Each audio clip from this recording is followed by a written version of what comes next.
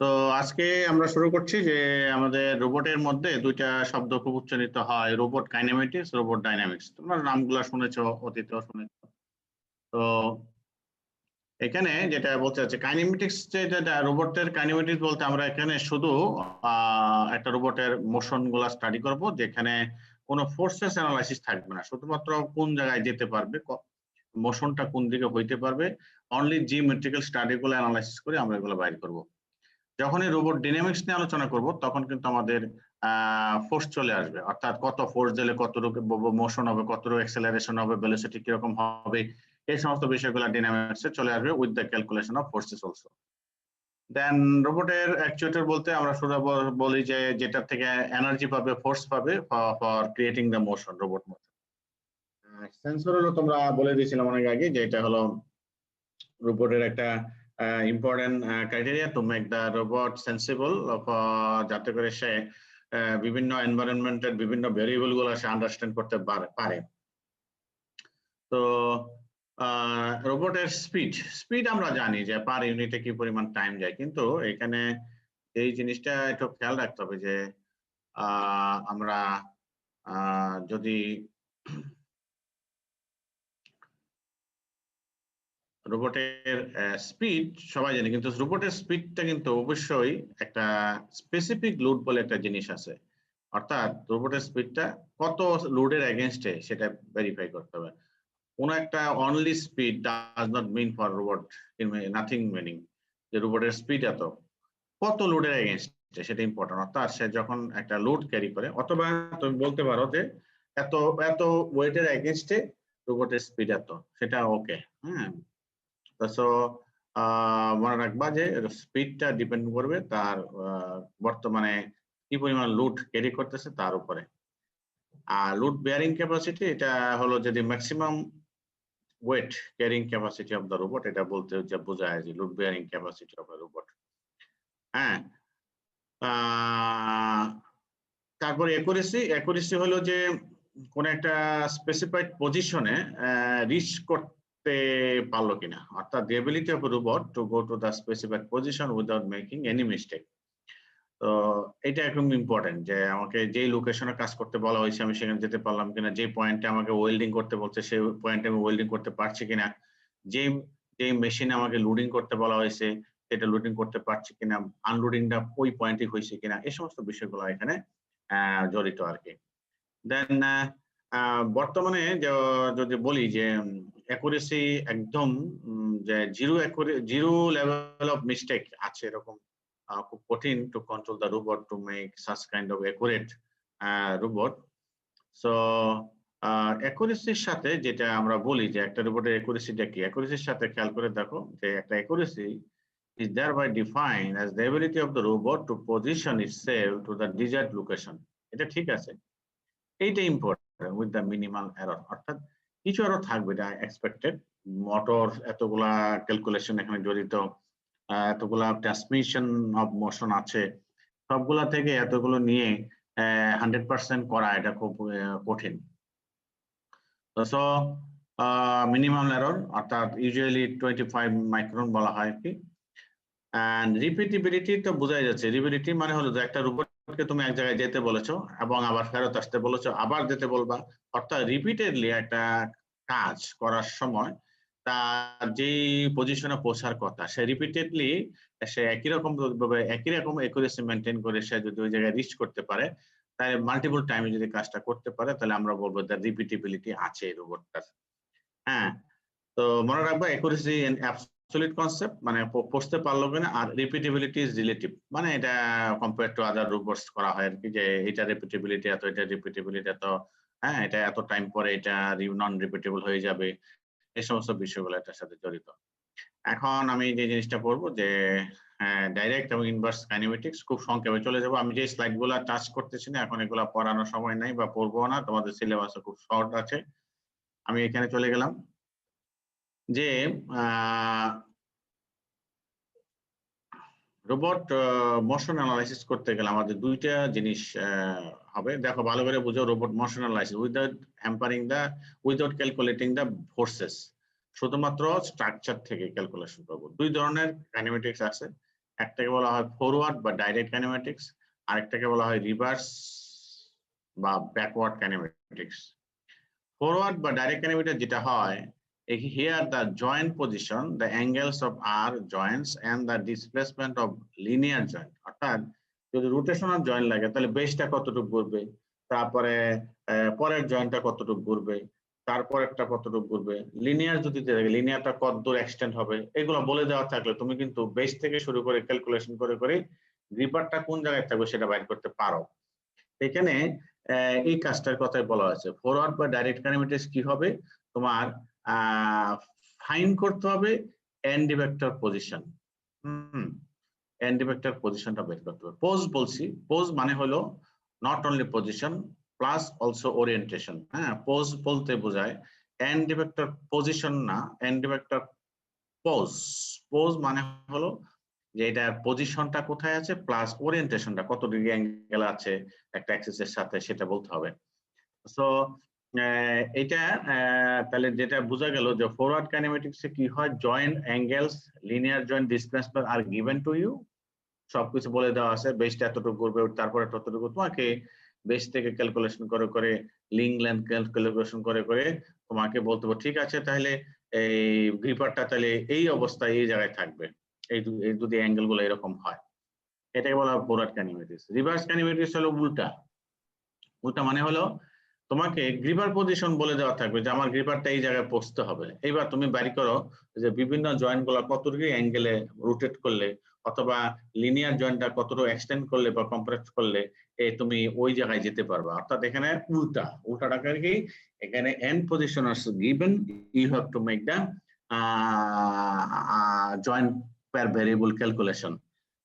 সাধারণত রোবটকে যখন কাজে লাগানো হয়, হ্যাঁ এইটা হলো কি রোবট ডিজাইনের সময় ভালো খুব কাজে লাগে, কিন্তু রোবট যখন অ্যাকচুয়াল ফিল্ডে থাকে তখন কিন্তু ম্যাক্সিমাম উল্টাটা ক্যালকুলেশন করা লাগে। কারণ কি তোমার শুধু কোন জায়গায় কাজ করতে হবে জানা লাগে, যে গ্রিপারটা ওই জায়গায় থাকতে হবে। এখন তোমাকে ক্যালকুলেশন করে বাইট করতে হবে যে তাহলে আমাকে রোটেশন গুলা, জয়েন্ট ভেরিয়েবল গুলা কি হবে এটা একটু হিসাব করে ফেলতে হবে। তো সো আমাদের রিয়েলিস্টিক ফিল্ডে রিভার্স কাইনেমেটিক্স মানে ক্যালকুলেশনটা বেশি আগে। আর এটা হলো ডিজাইনের সময় আসলে কতটুকু যেতে পারবে, এই অ্যাঙ্গেল দিলে কোথায় যাবে একটু দেখি, কোথায় কোথায় যেতে পারে, বিশেষ করে ওয়ার্ক বনিবলটা, ওয়ার্ক স্পেসটা ডিজাইন করতে গেলে এটা বেশি লাগে। So this are the two view actually. আমি এখানে একটা ছোট্টখাটো একটা উদাহরণ দিই। মনে করো এটা একটা রোবট, তবে এখানে এই রোবটটা হলো এল মানে হলো লিনিয়ার লিনিয়ার রোবট, অর্থাৎ এই জয়েন্টটাও লিনিয়ার, এই জয়েন্টটা লিনিয়ার। এখানে এই জয়েন্টটা লিনিয়ার বলতে যেটা বোঝাচ্ছি যে মনে করো এই যে লিঙ্কটা আছে এটার দৈর্ঘ্য হলো L1, আর এই জয়েন্ট থেকে এই জয়েন্টের দৈর্ঘ্য হলো L2। ঠিক আছে, এই জয়েন্ট থেকে এই জয়েন্টের দৈর্ঘ্য হলো L2। এখন এই ফার্স্ট জয়েন্টের মনে করো এই এক্স অক্ষ এবং ওয়াই অক্ষের রেফারেন্সে মনে করো এই যে এখান থেকে এসে এখান থেকে এসে এটার ভেরিয়েবল এই জয়েন্টের এক্স অক্ষ এবং ওয়াই অক্ষের ভ্যালু হলো x1 y1। সিমিলারলি এই জয়েন্টের জয়েন্ট ভেরিয়েবলস হলো x2 y2। লিনিয়ার তো এই জন্য অ্যাঙ্গেল বলা লাগবে না, সব লিনিয়ার, শুধু কোঅর্ডিনেট ভ্যালু দিলেই হবে x2 y2। এখন পরের লিঙ্কটার দৈর্ঘ্য হলো এখান থেকে এইটুকু হলো L3, এইখানে হলো গ্রিপারটা আছে, এই গ্রিপারের এই সেন্টারের পজিশন হলো xy। এখন ফরওয়ার্ড কাইনেমেটিক্স বলতে আমরা এগুলা ইউজ করে আমরা বলবো এটা কত। এখন আমরা যদি একটু সবাই দেখতেছো? জি স্যার। ভালো করে বুঝো। হ্যাঁ, এখানে একটু হ্যাঁ, এখন যেটা বলতে চাচ্ছি যে আমি যদি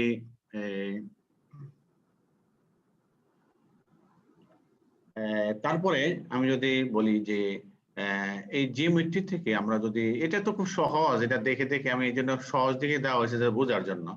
যেমন আমাকে ক্যালকুলেশন করতে হবে, এটার ক্যালকুলেশন করতে যাচ্ছি, তো প্রথমে আমি করব কি এইটার থেকে এটার সাথে এটার কি সম্পর্ক এটা বের করব, তারপরে এটার সাথে এটার কি সম্পর্ক বের করব, তারপরে দুইটা সম্পর্ক মার্জ করে দিলেই আমরা এই x এর ভ্যালু এগুলোর সাপেক্ষে পেয়ে যাব, এই যে x1 y1 x2 y2 সাপেক্ষে।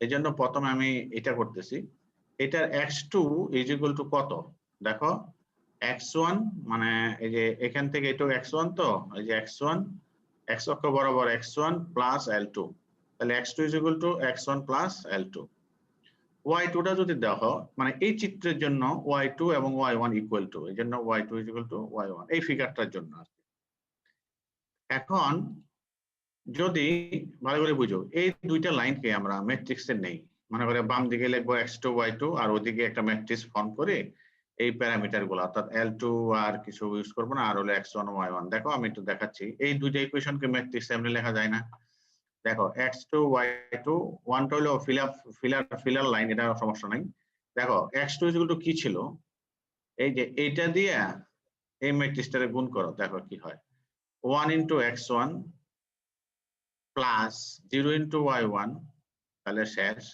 প্লাস L2 into 1 তার মানে দেখো x2 আসলো কি x1 plus L2 যেটা আগে ছিল x2 x1 plus L2 হয়েছে এবার y2 কত y2 এটা দিয়ে এটা গুণ করো গুণ করলে দেখো 0 into x1 plus 1 into y1 plus 0 into 1 তার মানে সবই 0 শুধু 1 into y1 টা আছে তাহলে y2 y1 দেখো y2 y1 তাহলে দুইটা ইকুয়েশন পেয়ে গেছি এই দুইটা ইকুয়েশনকে আমরা এই ধরনের ম্যাট্রিক্স দিয়ে দিয়েছি এই ম্যাট্রিক্সটাকে বলা হয় এই যে একটা অ্যাক্সিস একটা জয়েন্ট ভেরিয়েবলস আরেকটা জয়েন্টের ভেরিয়েবলস এর মধ্যে যে ম্যাট্রিক্স দিয়ে আমরা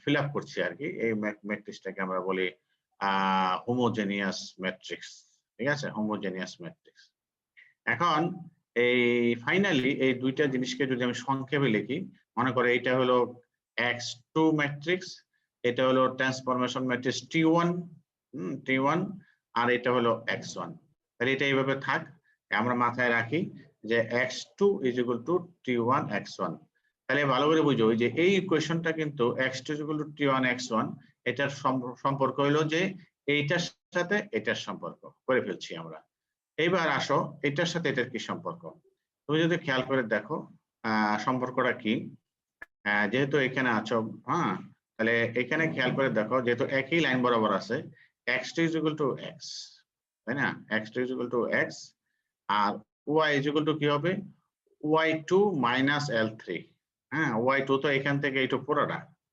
এখান থেকে এই L3 টা বাদ দিলে আমরা এখান থেকে y টা পাবো তাহলে এখন আমরা সেখানে যাই তাহলে দেখো এটা তো কিছুই না যেটা বললাম এই ম্যাট্রিক্স এটা ধরছে এই ম্যাট্রিক্স এটা ধরছে ধরার পরে এটা হয়েছে এটা তো অলরেডি বলা শেষ এবার if the end vector point is xy তাহলে যেটা আমি এইমাত্র বললাম যে তাহলে কি এই যে তোমরা এইমাত্র দেখাইলাম x is equal to x2 এবং y is equal to y2 minus L3 আবার দেখো দরকার পড়লে x2 is equal to x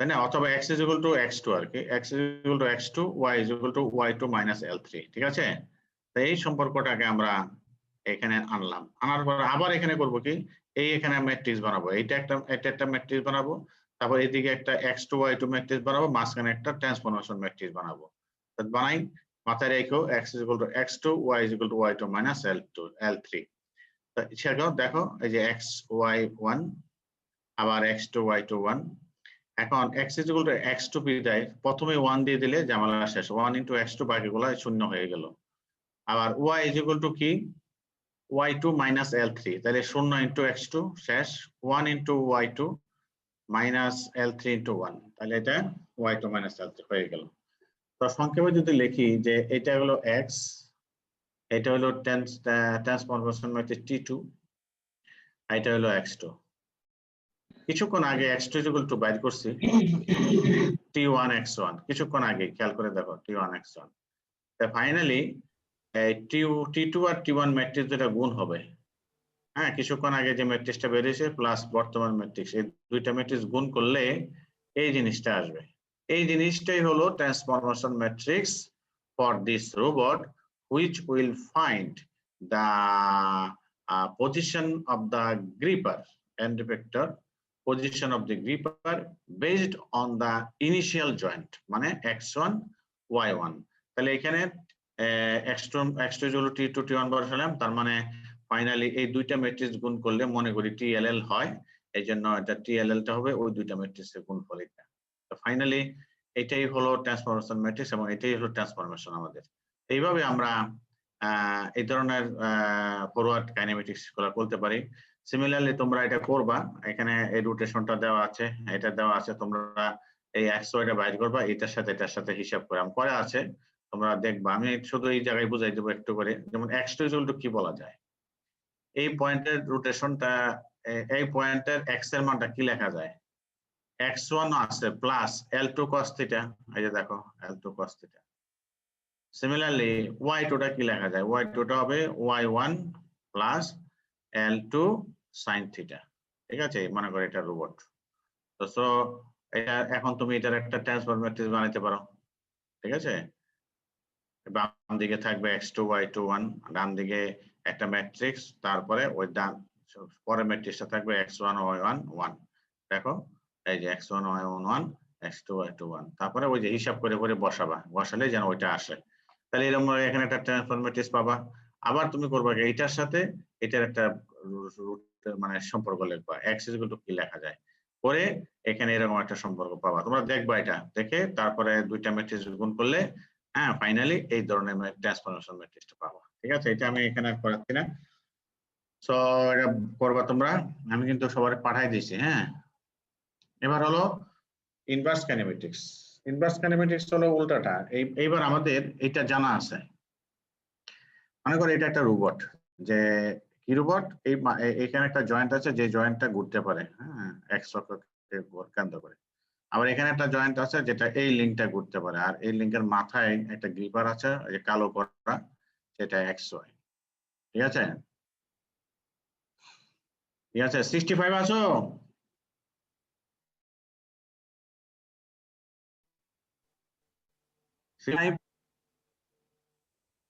Afzal 65? ওই 65 বলো, কথা বলো। ওই তোমার তো ইয়া হলুদ হচ্ছে না, খালি জিজ্ঞাসা তো 65 তো না, তুমি তাইলে তুমি কথা বললে তো সাউন্ড হবে, এখানে আমার কালার হয়। স্যার এখন শোনা যাচ্ছে? আমি 65 এর সাথে কথা বলছি। জি স্যার। ঘটনা কি? হ্যাঁ ঠিক আছে, হ্যাঁ এখন বলো। হ্যাঁ 65 কি জি স্যার। পড়াচ্ছি, কি পড়াচ্ছি, জি স্যার। কি পড়াচ্ছি এখন? Sir inverse kinematics. আচ্ছা, জয়েন্ট কয়টা আছে এখানে? স্যার দুইটা স্যার। গুড, ঠিক আছে। এবার এখানে এই যে এখানে মনে করো যে ইনভার্স কাইনেমেটিক্স এর হিসাবটা কি হবে, যে here the position of the end effector, এই যে এন্ড ইফেক্টর, এখানে একটা গ্রিপার আছে মনে করো, বা এন্ড ইফেক্টর যে কোনো টুল থাকতে পারে যেটাতে রোবট কাজ করবে। এইটা তোমার পজিশন দেওয়া আছে এক্স ওয়াই, এটা আমাদের জানা ভ্যালু, হ্যাঁ, with respect to this Axis. এখন আমরা জানি না যে এটা আসলে কতটুকু ঘুরাইতে হবে, অথবা এটাকে কতটুকু ঘুরাইতে হবে। এবং মনে রাখবা, সবসময় মনে রাখবা, বেসটা প্রথম লিঙ্কটার হিসাব হবে প্রথম অ্যাক্সিস, হরিজন্টাল অ্যাক্সিস এক্স এর সাথে, এবং ঘড়ির কাঁটার উল্টা দিকে ঘুরলে এই অ্যাঙ্গেলটা পজিটিভ, কিন্তু ওই ঘড়ির কাঁটার দিকে যদি ঘুরতে এই দিক দেয় তখন এটা নেগেটিভ। সিমিলারলি এই লিঙ্কটার যে অ্যাঙ্গেলটা হবে, মনে রাখবা এই লিঙ্কটার অ্যাঙ্গেলটা অবশ্যই মেজার করতে হবে আগের লিঙ্কের যে লাইন, সেই লাইনের সাথে কত degree angle. Be careful that, এটা কিন্তু পুরোটা না, অর্থাৎ এক্স অক্ষের সাথে অ্যাঙ্গেল না, বি কেয়ারফুল, এক্স অক্ষের সাথে অ্যাঙ্গেল না, এটা সবসময় হবে তার ইমিডিয়েট আগের যে লিঙ্কটা আছে সেটা যে অবস্থায় আছে সেই অবস্থা থেকে কতটুকু রোটেশন দিতে হবে, এই জিনিসটা আমাদের বাইর করতে হবে। অর্থাৎ I need to find out theta 1 and theta 2। এইখানে তোমাকে কি কি দেওয়া আছে, this is the fixed link robot, তোমার কাছে জানা আছে a1, তোমার কাছে জানা আছে a2, তোমার কাছে জানা আছে x এবং y। হ্যাঁ, এই ভ্যালুগুলো দিয়ে তোমাকে বাইর করতে হবে এই রোটেশন গুলা কত হবে। তো ইনভার্স কাইনেমেটিক্স প্রবলেমের একটা অসুবিধা আছে। অসুবিধাটা হলো যে এইটা তোমাকে যে কোনো সময় মাল্টিপল সলিউশন দিয়ে দিতে পারে, এবং কোনো কোনো সময় সলিউশনটা নট দিতেবল, হ্যাঁ, সলিউশনটা নাও আসতে পারে, ঠিক আছে, সলিউশনটা নাও আসতে পারে। এই ধরনের এক সিচুয়েশন, সিঙ্গুলারিটি প্রবলেম সৃষ্টি হইতে পারে। এখন যেমন এই রোবটটা কিন্তু এই পজিশনে আরেকভাবে আসতে পারে। খেয়াল করে দেখো, আমি যদি দেখাই তোমাদের ভালো করে দেখো, এই লিঙ্কটা এদিকে যাইবো, এইখানে জয়েন করে তারপরে এখান থেকে এইভাবে পরের লিঙ্কটা যদি আসে, রিচ করতে পারবে না? পারবে কিনা? পারবে। মানে হ্যাঁ, অর্থাৎ এই পারবে। হ্যাঁ পারবে। তো অতএব তার কিন্তু এখানেই দেখতেছো স্যার দুইটা ওয়েতে এই জায়গায় রিচ করতে পারে, এই দুইটা লিঙ্ক দিয়ে। কিন্তু লিঙ্ক যখন বাড়বে দেখবা যে একই জায়গার মধ্যে সে বিভিন্ন ভাবে যেতে পারে। তো ইনভার্স কাইনেমেটিক্স এর মেইন যে ক্যালকুলেটিভ প্রবলেমটা হলো যে এটা মাল্টিপল সলিউশন আসতে পারে, এবং কোন সলিউশনটা অ্যাকসেপ্ট করতে হবে সেটা নির্ভর করবে যে রোবটের ডেমেটিক স্ট্রাকচার বা আদার কিছু ইস্যু, যে এখন কোথায় আছে, বর্তমান অবস্থা থেকে ওই জায়গায় যেতে গেলে যেটা তাড়াতাড়ি হবে সেটাই করতে হবে। হ্যাঁ, তো এই বিষয়গুলা এখানে আমাদের জড়িত। এখন ইনভার্স কাইনেমেটিক্স এর ব্যাপারটা ভালো করে বুঝতে হবে যে এখানে কি দেওয়া থাকবে, কি বের করতে হবে। আমাদের দেওয়া থাকবে গ্রিপার পজিশন নন ভ্যালু হিসাবে, এবং লিঙ্ক গুলা দেওয়া। তোমার you have to find out the joint variables, অর্থাৎ জয়েন্টের অ্যাঙ্গেল গুলা কত। ঠিক আছে, এটা হলো আমাদের কাজ। তা যেমন এখানে বলছে পরের লাইনে যে এটা একটু হার্ডার, হ্যাঁ, দেন দা ফরওয়ার্ড কাইনেমেটিক্স। কারণটা হলো যে এখানে তোমার বলে দিছে অলরেডি, আমি বলছি কথাটা, মোর দেন ওয়ান পসিবল সলিউশন মে অ্যারাইজ। যেমন এই ছবিটারই দেখো, এইভাবে যেতে পারে, এইভাবে যেতে পারে। সো আমাদের দুইটা সলিউশন রাইজ করতে পারে। লিঙ্ক যদি আরো বেড়ে যায়, হ্যাঁ, আরো সলিউশন আসতে পারে। সো এটা আমাদের একটা বিরাট টাফ ব্যাপার। তো যাই হোক, এখন এই মনে করো যে এই রোবটটার, আমি আবার বলছি, এই রোবটটার আমাদের এখন বাইর করতে হবে, কোন একটা ফর্মুলেশন বাইর করতে হবে যে হ্যাঁ আমি XY জানি, A1 A2 জানি, এখন তাইলে আমাদের θ1 কত, θ2 কত with respect to XY and A1 A2। এটা বাইর করার জন্য শুধুমাত্র এইটার জন্য, মানে এই রোবটটার জন্য আমি কিছু জিওমেট্রিক অ্যানালাইসিস করে আমি কিছু সম্পর্ক বের করে ফেলতে পারি।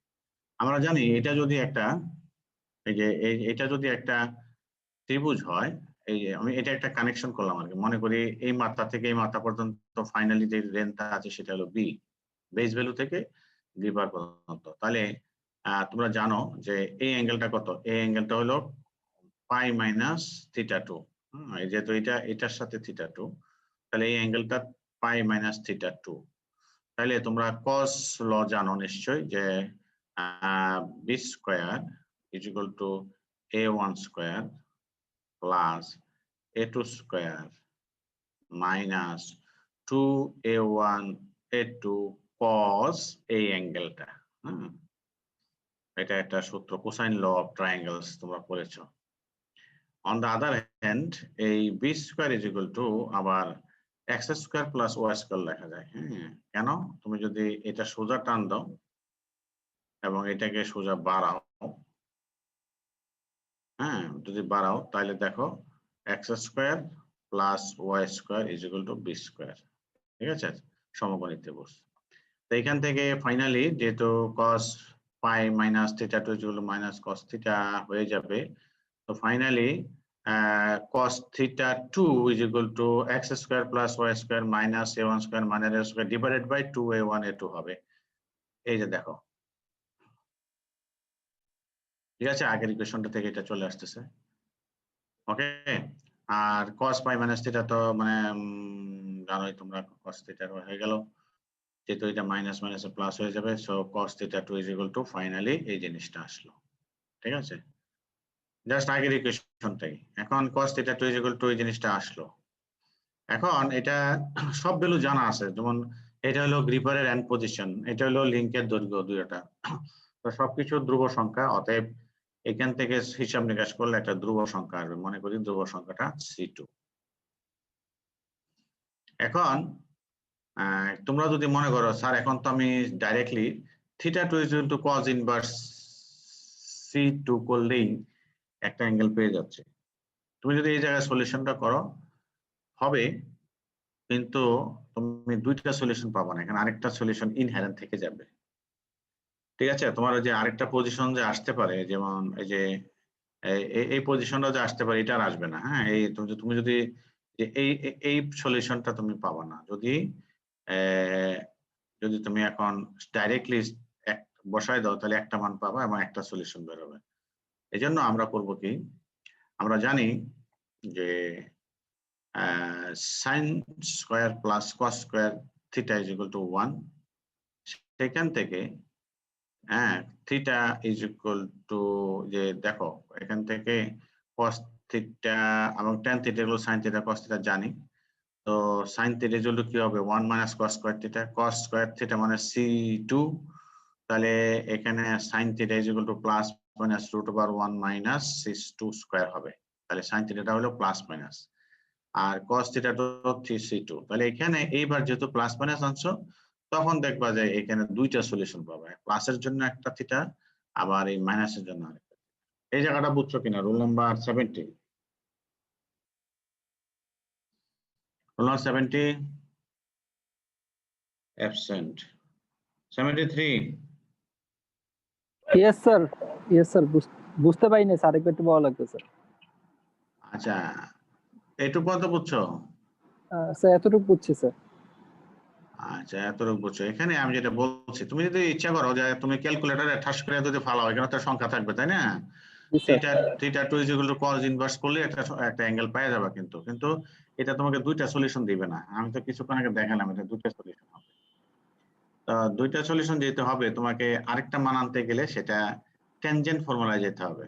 হ্যাঁ, কারণ এখান থেকে আমরা করব কি, আমরা জানি sin square plus cos square theta is equal to 1। তাহলে sin square theta is equal to 1 minus cos square theta, তাই না? জি sir. sin theta is equal to root plus minus root over 1 minus cos square theta, মানে কি c2 square. তাহলে এই যে sin থিটাটা এইটা পেয়ে যাবে, এই যে প্লাস মাইনাস এটা, ঠিক আছে? ওকে। জি স্যার। আর আর এই নিচে তো cos থিটা তো আছেই। বুঝতে পারছি স্যার। তো এখন তুমি এখানে থিটা টু দুইটা মান পাবে, হ্যাঁ, দুইটা মান। এই দুইটা মান নিয়েই তুমি মানে এখন আমরা করব কি, থিটা 1 এর একটা ইকুয়েশন বাইর করব। থিটা 1 একটা ইকুয়েশন বাইর করে যেখানে থিটা 2 টা থাকবে। এবার একবার থিটা 2 এত হইলে এত, থিটা 2 এত হইলে এত, অঙ্কটা এইভাবে যাবে। তো আমার মনে হয় কিছু চ্যাট বক্সে কিছু কথাবার্তা আসছে, দেখি তো। স্যার ল্যাগ করতেছে, ল্যাগ করতেছে না? কথাবার্তাগুলো স্যার। পরে যাচ্ছে। হ্যাঁ স্যার, কেটে কেটে আসতেছে। আচ্ছা, ঠিক আছে। স্যার বুঝে যাচ্ছে, স্যার ক্লিয়ার বুঝে যাচ্ছে। স্যার ক্লিয়ার আসতেছে স্যার। এটা আমার এখানে মনে হচ্ছে না আজকে প্রবলেম, দেখা যাক। অনেক জায়গায় স্যার অনেক ক্লিয়ার problem। আসতেছে স্যার। স্যার কথা ঠিক আছে স্যার। ঠিকভাবে শোনা যাচ্ছে স্যার। আচ্ছা, শোনো, এখন আমি যেটা বলি, আমি কিন্তু এইমাত্র প্রথম থিটা টুর মানটা জেনে গেলাম, মানে এখান থেকে পেয়ে যাব। এখন থিটা টু জানার পরে এখানে আসো, এখন থিটা ওয়ানটা কত, থিটা ওয়ানটা এখানে আমি ছবিটাকে একটু বড় করছি। দেখো, থিটা থিটা ওয়ানটা কত ভালো করে বুঝো, আগে এইটুকু বুঝো আমার সাথে। আমি ঘোরাচ্ছি, দাঁড়া, আমি একটা কলম লই।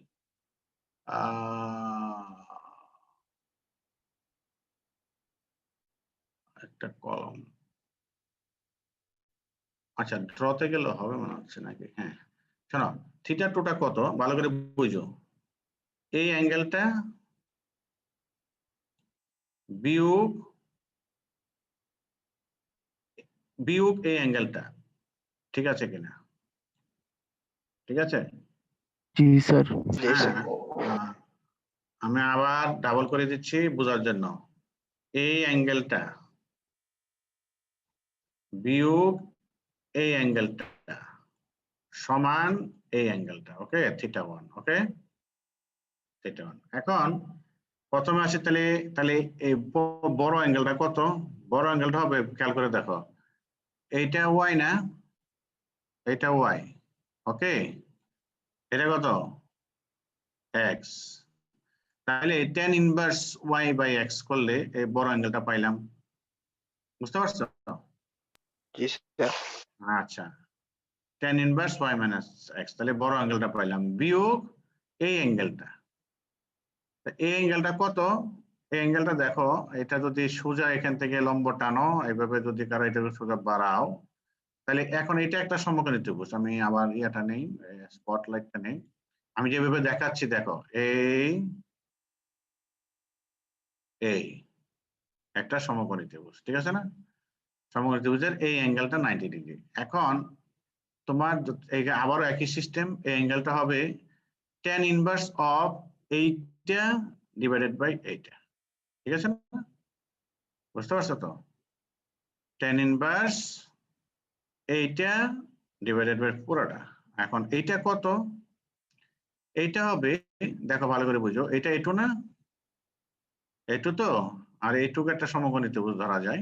তো এটু যেহেতু এটু সাইন থিটা, লম্ব বায়ু ত্রিভুজ তোমরা জানো, যেহেতু এটা থিটা টু, এটা অ্যাঙ্গেলটা থিটা টু, তাহলে এইখানে এইটা ইজ ইকুয়াল টু কি, এটু সাইন থিটা টু, যেটা উপরে আসছে দেখো অলরেডি। হ্যাঁ, এই যে এটা, ওকে, বুঝতে পারছো কিনা? জি স্যার, বুঝতে পারছি স্যার। হ্যাঁ, এই যে এটা কিন্তু এই জিনিসটা ইজ ইকুয়াল টু এইটা, ওকে। আচ্ছা, এবার নিচে কি হলো? নিচে হবে দেখো, এই নিচে হবে এখান থেকে নিয়ে এই পুরোটা, তাহলে এখান থেকে এইটুক কত? a1, এই যে a1 প্লাস এইটুক না, এইটুক, তো এইটুক কত? এটু বলো? cos theta। cos theta। a2 cos theta চলে আসছে। তাইলে এখন তুমি থিটা ওয়ান এর ইকুয়েশনটা জানো। এবার তুমি থিটা ওয়ান থিটা টু মনে করো দুইটা মান পাইছো। থিটা টু মনে করো, থিটা টু হলো 30 ডিগ্রি আর একটা মনে করো 45 ডিগ্রি। তুমি তখন বলবা ঠিক আছে, যখন থিটা টু 30 ডিগ্রি তখন theta one is equal two, এখানে মানগুলো বসাই দিবা, 30 ডিগ্রি মান বসাও, একটা উত্তর আসবে। আবার যখন থিটা টু 45 ডিগ্রি তখন এখানে 45 ডিগ্রি, আর বাকি তো সব একই আছে সব, ঠিক আছে? এইভাবে আমরা ইনভার্স কাইনেমেটিক্স ইউজ করে আমরা কি করতে পারি, ক্যালকুলেশন গুলা করতে পারি।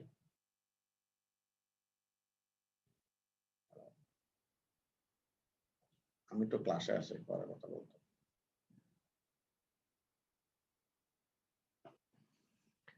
তো আমার মনে হয় যে তোমরা এই জিনিসটা ক্লিয়ার হয়েছে কিনা। জি স্যার। রোল নাম্বার 107 আছে নাকি? জি স্যার। মহিমুদ্দিন বলো, আমরা থিটা ওয়ান এর কয়টা মান আসতে পারে? থিটা ওয়ানের একটা মান আসবে না, থিটা ওয়ান এরও দুইটা মান। না, দুইটা মান আসবে। আচ্ছা স্যার, কারণ থিটা টু থিটা এর টু দুইটা। জি থিটা স্যার। টু দুইটা আসবে না। জি স্যার, থিটা টু দুইটা আসবে। প্রথম থিটা টু এর জন্য এত হলে, থিটা টু 30 ডিগ্রি হলে সাপোজ আর কি, থিটা জি টু স্যার। 30 ডিগ্রি হলে থিটা ওয়ান এত, থিটা টু এত হলে আচ্ছা, এখন দেখবা জি স্যার। এখানে একটা কাহিনী আছে। এখানে দেখবা কি, এখানে একটা মান আসতে পারে প্লাস আর একটা মান আসবে মাইনাস, ঠিক আছে? জি স্যার। মাইনাস শব্দের অর্থ হলো যে, ভালো করে বুঝো, এটা না হয় প্লাস এত 1 ডিগ্রি অ্যাঙ্গেল আসবে, পরেরটা যেটা হবে, পরেরটা ঘড়ির কাঁটার উল্টা দিকে ঘুরবে। এক্স্যাক্টলি না, ঘড়ির কাঁটার দিকে ঘুরবে, ঘড়ির কাঁটার উল্টা দিকে করলে প্লাস, উল্টার Sorry, দিকে sir, ঘড়ির করলে কাঁটার দিকে পজিটিভ। ঘুরবে। আমি এখানে যাই, আবার এই ছবিটাতে যাই। হ্যাঁ, মানে এইখানে যে মানটা আসবে না, এটা প্লাস আসবে, মানে যে এটার সাথে এই যে এটার সাথে মনে করো, এটা মনে করো এটা এখানে সোজা ছিল, এটা একটা সোজা ছিল, সোজা। এবার ঘড়ির কাঁটা উল্টা দিকে থিটা টু করলো, উল্টা দিকে করলো, ঠিক আছে? হয়েছে কিনা? জি স্যার। এবার জি এবার স্যার। যখন তুমি পরেরটাতে যাবা, তখন দেখো এই পরেরটাতে কথা নাই, এটা থেকে সোজা সোজা টান দিলে তারপরে ঘড়ির কাঁটার দিকে করতে হবে না, এইভাবে জি স্যার। এইভাবে করতে হবে। এই জন্য একটা আসবে প্লাস আর একটা আসবে মাইনাস, থিটা টু এর কথা বলছি। আর থিটা ওয়ানটা একটা ছোট একটা বড় অ্যাঙ্গেল আসবে, এই চিত্রের জন্য আর কি। হ্যাঁ, জি স্যার। আমার মনে হয় তোমরা বুঝতে পারছো নাকি? জি স্যার। জি স্যার। আচ্ছা,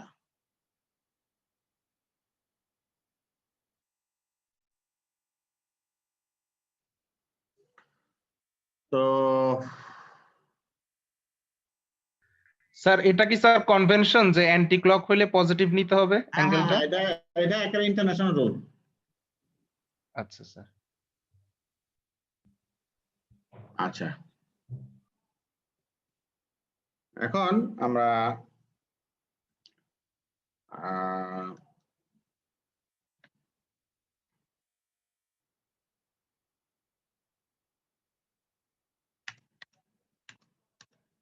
এটাতে গেলাম। এখন তোমরা এগুলার পরে যা সময় পেলে দেখো, আমরা অনেকগুলো অঙ্কই করা আছে, না দেখলেও চলবে, আমি যা করাইছি তাই করবা ভালো করে মোটামুটি ভাবে।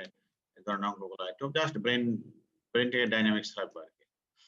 তো আমি ডাইনামিক্সটা তোমাদের ক্লাসে এখানে পড়াবো না, সিলেবাসে নাই, শুধুমাত্র তোমাদের জাস্ট একটু বললাম যে ডাইনামিক্সটা হলো যে এটা মানে ফোর্স এবং মোমেন্টকে নিয়ে ক্যালকুলেশন করতে হবে আর কি রোবটের ক্ষেত্রে কোনো একটা মোশন পাওয়ার জন্য। তো এটা বিভিন্ন ডাইনামিক মডেল তৈরি করা লাগে, রোবটকে স্টেবিলিটি অ্যানালাইসিস করা লাগে, রোবটটা মানে টর্ক ক্রিয়েট করতে পারবে কিনা, মোমেন্ট তৈরি করতে পারবে কিনা, কিরকম মোমেন্ট লাগবে, এই সমস্ত বিষয়গুলো বর্তমানে বিভিন্ন কম্পিউটার সলিউশন সিমুলেশন টুল আছে। বর্তমানে আমাদের ছাত্ররা বা অনেকেই আমি দেখেছি যে সিমুলেশন টুল ইউজ করে তারা রোবটের সিস্টেমকে ডাইনামিক অ্যানালাইসিস করতে পারে আর কি। তো যাই হোক, এটা দরকার, কারণটা কি হলো যে তোমার রোবটটা আসলে ফাংশনাল অ্যাবিলিটি করতে পারবে কিনা।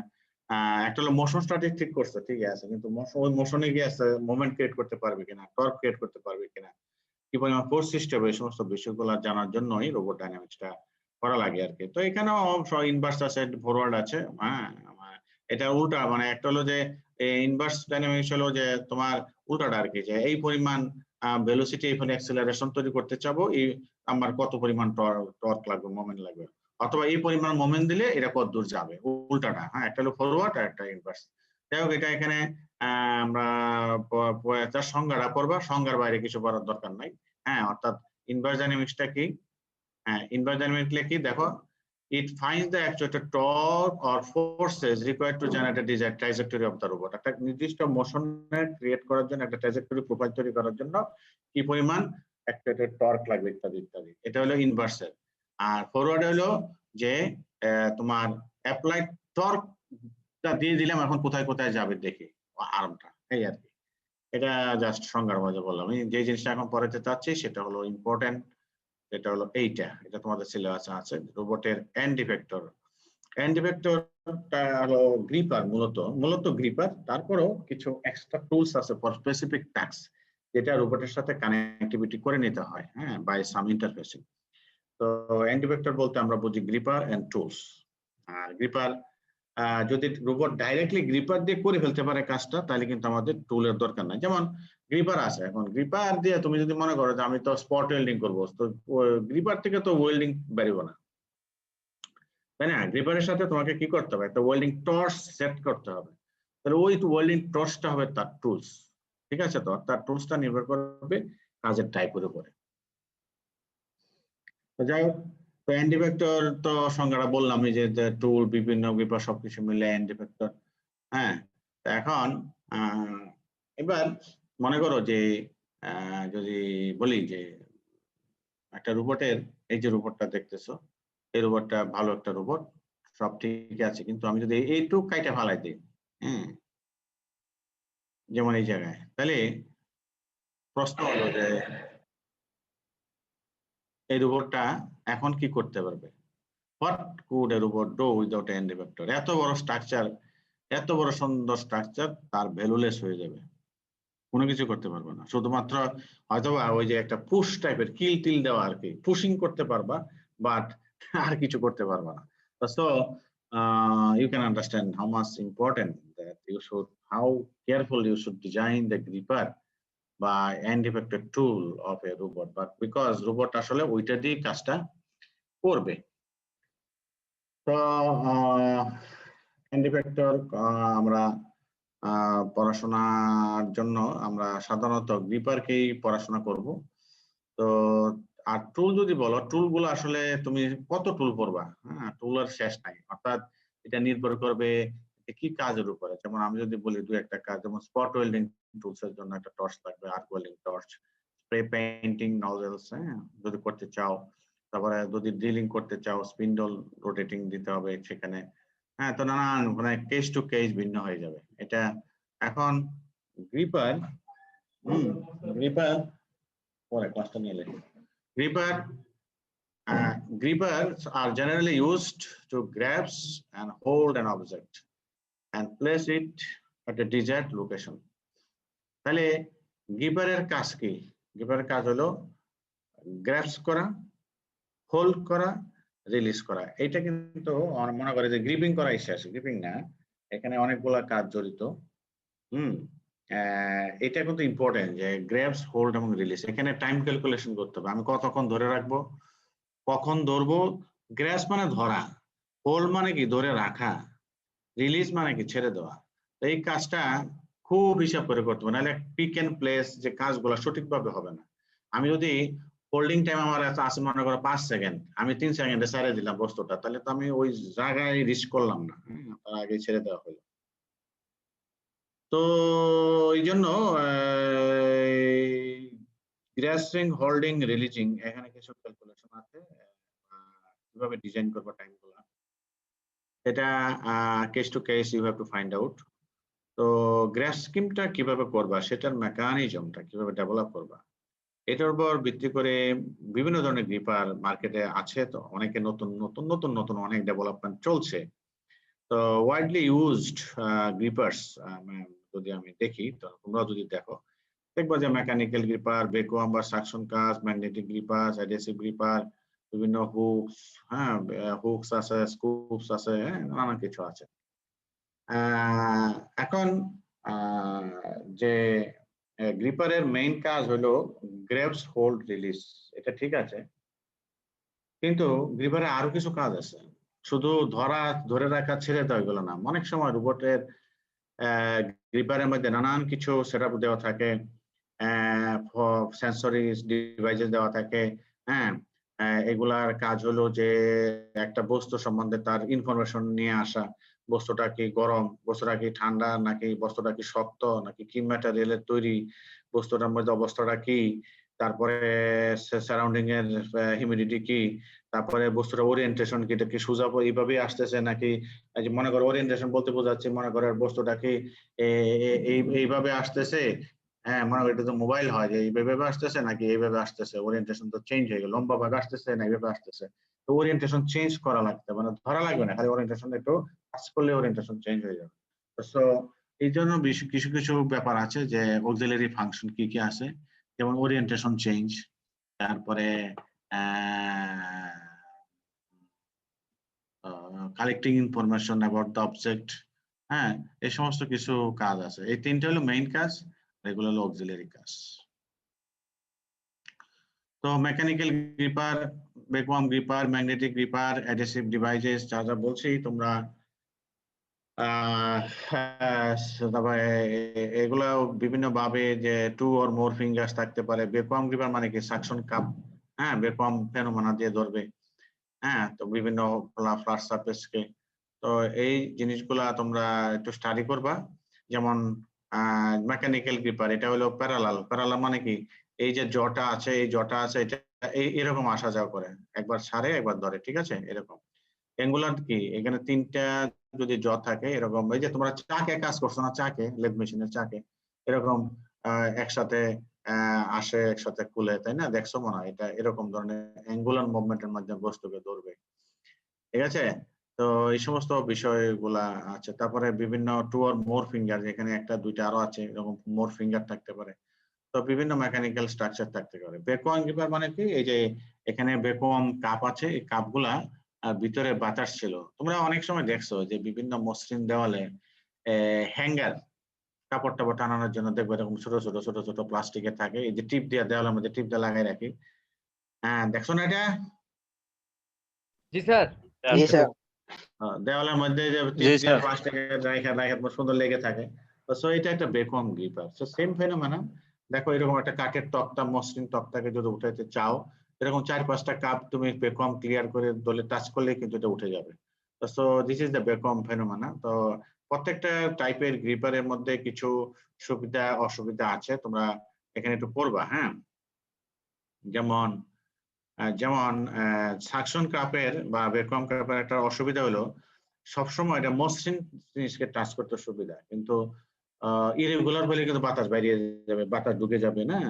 তো বা ইনক্লাইন সার্ফেস যদি হয় এরকম ইনক্লাইন, তাহলে কেমনে রাখবা? তা সেক্ষেত্রে সেই মেথড কিন্তু বর্তমানে নতুন নতুন ডিজাইন বের হয়েছে। যেমন এই যে দেখো, এটা কিন্তু একটা ইনক্লাইন সার্ফেস, এই আনইভেন অবজেক্টের জন্য পারবা, কারণ এটার এই যে করুগেটেড সার্ফেসটা মনে করো এইদিকে উঁচা এদিকে নিচা যদি হয় চাপ দাও, তো ওই অনুযায়ী সেটা একদিকে ইলংগেশন একদিকে কম্প্রেশন হয়ে বসে যাবে এই যে এই স্ট্রাকচারটার জন্য। হ্যাঁ, তো চিন্তা করে ব্যাপারটা। হ্যাঁ, এটা সম্ভব না, এটা মসৃণ ছাড়া হবে না, কিন্তু এটা হবে। এটা ইনক্লাইন হইলেও বসে যাবে, কারণ এটা ওই যে এই সারফেসটার কারণে একদিকে কম্প্রেশন একদিকে ইলাংগেশন হয়ে বসে যাবে। বুঝতে পারছো তো এই স্ট্রাকচারটা?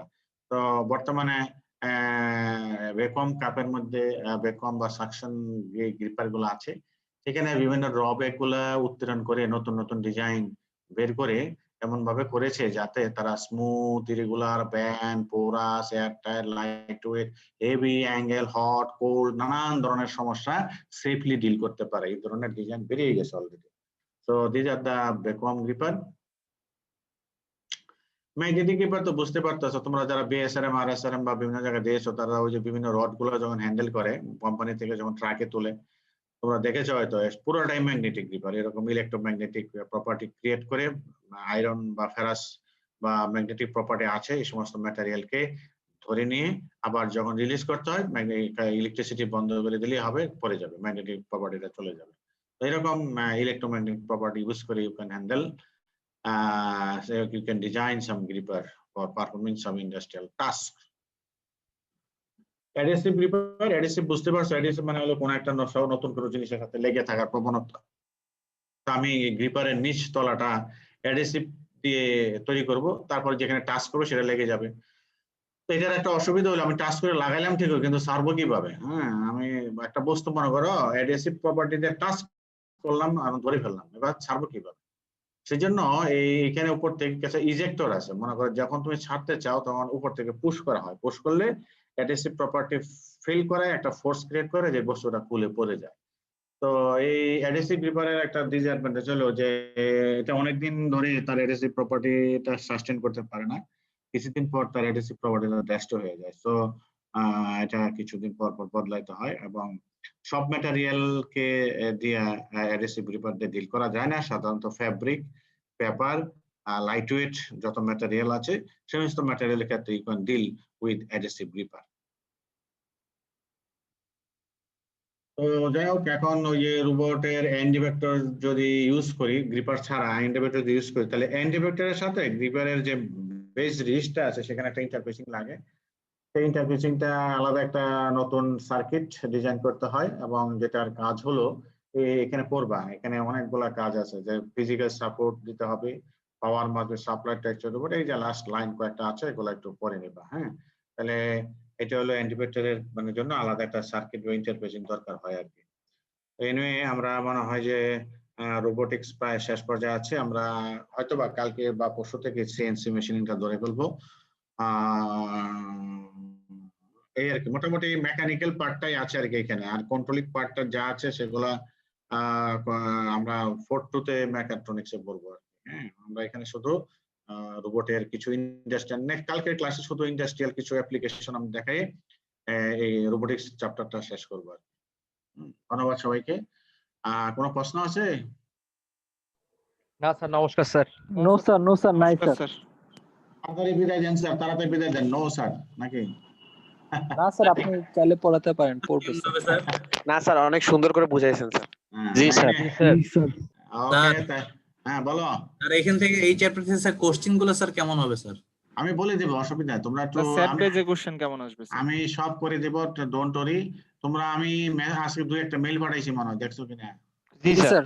জি স্যার, আসছে স্যার। ডকুমেন্ট আস্তে আস্তে যেতে থাকবে, তোমরা পেয়ে যাবে আর কি। আর এই ক্লাস টেস্ট বা কুইজ বা যেটাই বলে অ্যাসাইনমেন্ট কি হবে না হবে, এগুলা আমি আস্তে আস্তে তৈরি করি, তোমাদের সাথে পরে আলোচনা করবো কিভাবে কি করা যায়। স্যার।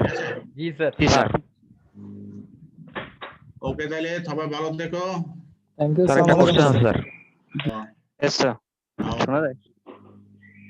হ্যালো হ্যাঁ স্যার, হ্যাঁ, কি বলো, কি স্যার, বলতেছিলে? ওখানে যে রোবটটাতে স্যার যে দুইটা ওরিয়েন্টেশন আমরা পাই, মানে দুইটা সলিউশন পাচ্ছি এখানে, মানে আমি ইউজ করব, মানে কোনটা ইউজ করব, মানে এটা এটা কি হয় কোনো কি ইয়ে? না, এটা হয় কি দুইটা এটা তো একটা কাজ নিয়ে চিন্তা করতেছি, মনে করো রোবটের বর্তমানে কোথায় আছে সেই অনুযায়ী নেক্সট পজিশনে যাওয়ার জন্য যেটা কাছে সেটা সলিউশন নিয়ে নিতে হবে, সলিউশন বের করতে হবে। এখন কোনটা নিয়ে অ্যাকচুয়ালি করবে সেটা নির্ভর করবে সারাউন্ডিং এর অবস্থার উপর, অথবা অবস্টাকল আছে কিনা।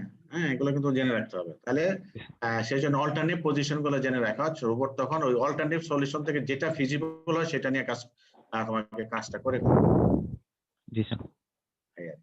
আমাকে সলিউশন গুলো রোবটের জানা থাকতে হবে কোথায় কোথায় যেতে পারে, বুঝতে পারছো? জি স্যার। আমি আশা করি যে আমি খুব সংক্ষিপ্ত ভাবে হলো তোমাদের ফরওয়ার্ড কাইনেমেটিক্স এবং রিভার্স কাইনেমেটিক্স আইডিয়াটা দিতে পেরেছি বলে আমার ধারণা। তো পরীক্ষায় কিন্তু ফরওয়ার্ড এবং রিভার্স কাইনেমেটিক্স অঙ্ক আসবে। তো খেয়াল রাখো, যেভাবে করেছে এভাবেই, জাস্ট একটু ডাটা চেঞ্জ মনে করে এরকম আর কি। ওকে, ঠিক আছে, ভালো থেকো। ঠিক আছে স্যার, জি স্যার। নমস্কার স্যার। ক্লাস শেষ করে দেই। Okay sir. আসসালামু আলাইকুম স্যার। আসসালাম। স্যার আমার